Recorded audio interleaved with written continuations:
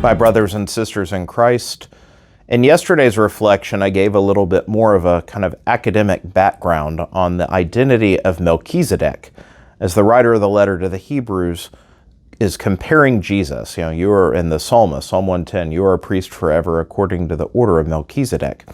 Again, we hear the comparison of Christ to Melchizedek in the first reading today.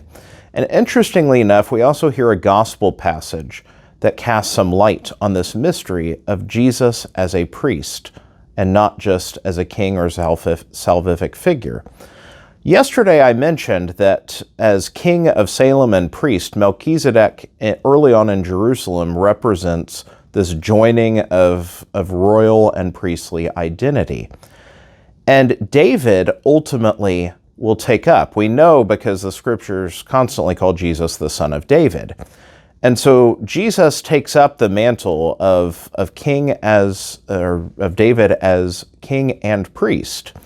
Now, the priesthood of David is not something that's usually directly referenced in the scriptures. That title is not associated with him, and yet the clear elements of priestly identity are there if you know where to look for them. And so Jesus actually makes reference to it in today's gospel. In this weird reference, when the Pharisees are talking about the violating of the fast, they're picking the grain, and Jesus makes reference to this time when David, on the run with his men, went into the sanctuary and ate of the showbread that only the priests could lawfully eat. So I don't have enough time to talk about the bread of the presence and its significance in Old Testament worship.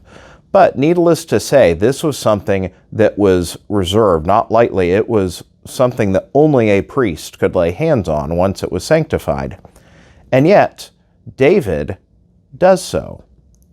And so when Jesus makes reference to this episode, he is referring to the fact that his disciples, just like David's men with him, in fact are with the one that is not only the king coming into the world, but the high priest. Something that the authorities, whether the Pharisees or the Sadducees, cannot recognize or accept.